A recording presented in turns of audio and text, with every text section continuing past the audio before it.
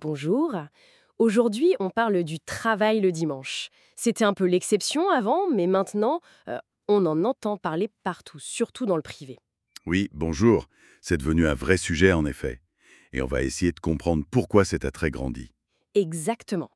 On va s'appuyer sur une analyse qui regarde les motivations des salariés, bien sûr, mais aussi ce que ça change pour les entreprises. Tout ça, sans oublier le cadre légal, qui est assez précis, et les compensations qui vont avec. Notre mission, si on peut dire, comprendre un peu les avantages pour tout le monde, salariés comme employeurs, et voir comment la loi protège les travailleurs dans ce contexte. Allez, on plonge là-dedans. Alors, pourquoi cet intérêt pour le travail dominical? La flexibilité, j'imagine que ça joue beaucoup. C'est un peu le mot magique aujourd'hui, non? Pour l'équilibre vie pro-vie perso. C'est un facteur clé, oui, cette flexibilité. Ça permet à certains, d'organiser leur semaine autrement, de libérer du temps pour autre chose en semaine. Mais faut pas oublier l'argent, hein. La majoration de salaire, parfois, elle est importante. Et les primes. Ça aide vraiment le pouvoir d'achat. Oui, on pense tout de suite aux étudiants ou à ceux qui ont besoin d'un complément de revenu, mais c'est peut-être plus large que ça, hein. Et puis, ça correspond aussi un peu à nos vies actuelles, non? Avec les magasins ouverts, les services qui tournent même le week-end. Absolument. Cette ouverture le dimanche, ça répond à une demande des consommateurs, c'est clair. Et ça peut même créer de l'emploi localement. Concrètement, pour un salarié qui est volontaire, ça peut faire une paie plus sympa à la fin du mois. Mais il y a aussi le droit au repos compensateur. Ah oui, le repos compensateur. C'est du temps de repos plié en plus, c'est ça? Exactement. Et puis, il y a cette souplesse dans l'organisation du travail dont on parlait. C'est tout un package, en fait. D'accord, les avantages pour le salarié, on voit bien. Mais vous disiez, cadre légal précis. Donc c'est pas non plus à la fête du dimanche pour les employeurs. Le code du travail, il met des limites. Ah non, pas du tout. Le Code du travail, il est là pour ça.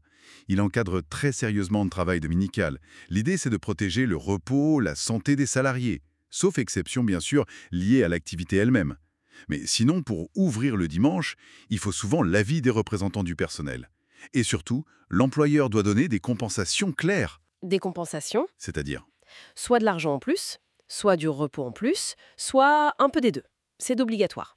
et ces exceptions alors? Comment ça marche? Et les conventions collectives, elles disent quoi là-dessus? Alors, les dérogations, c'est pas automatique, hein, sauf pour certains secteurs comme l'hôtellerie, la restauration, la santé, où on comprend bien qu'il faut une continuité. Pour les autres, il faut parfois une autorisation locale, un arrêté préfectoral. C'est pour réguler. Et les conventions collectives, oui, elles sont super importantes.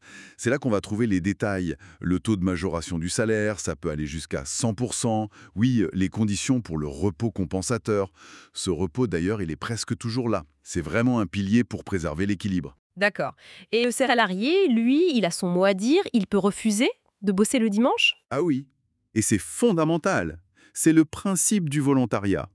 En dehors des secteurs très spécifiques où c'est un peu dans la nature du job, comme la santé ou la sécurité, un salarié du privé, il ne peut pas être puni s'il dit non au travail le dimanche.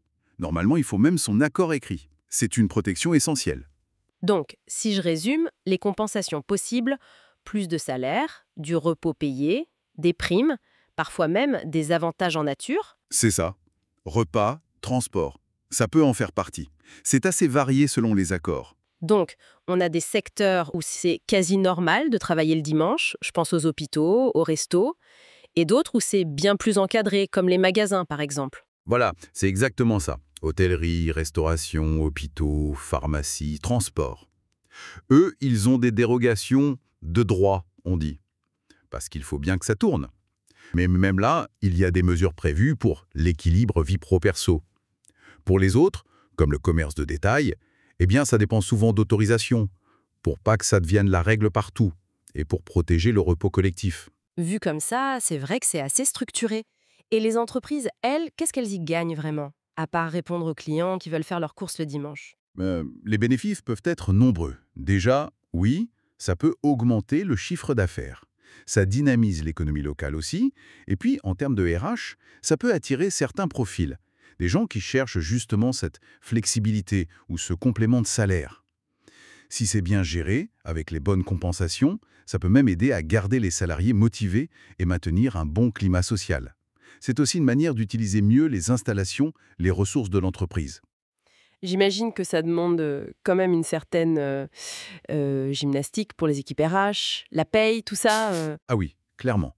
Mettre ça en place, ça demande de discuter avec les équipes, de revoir tous les plannings. C'est pas simple pour assurer l'équité, vérifier que les repos sont bien pris. C'est un défi, oui. Mais ça peut aussi forcer à repenser l'organisation du travail, à mieux répartir les tâches sur toute la semaine finalement. Et ça développe des compétences en interne, c'est sûr. Gérer des plannings complexes, suivre les heures majorées, planifier le repos compensateur, ça c'est pointu. Bon, si on résume, le travail du dimanche, ça attire pour la flexibilité et le portefeuille, mais c'est pas la porte ouverte. Il y a des règles strictes, le volontariat est essentiel, les compensations aussi, et les entreprises y trouvent leur compte économiquement et en termes de gestion du personnel. C'est une bonne synthèse, oui.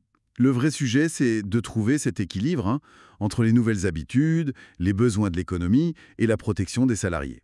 Le code du travail, les négociations, c'est fait pour ça. C'est une adaptation, mais une adaptation régulée. Et au fond, ça nous amène peut-être à une question plus large. Au-delà du pratique et du légal, qu'est-ce que ça dit de nous, cette normalisation progressive du travail le dimanche? Sur nos rythmes de vie collectifs? Sur ce que veut dire se reposer aujourd'hui? Voilà, c'est une piste de réflexion.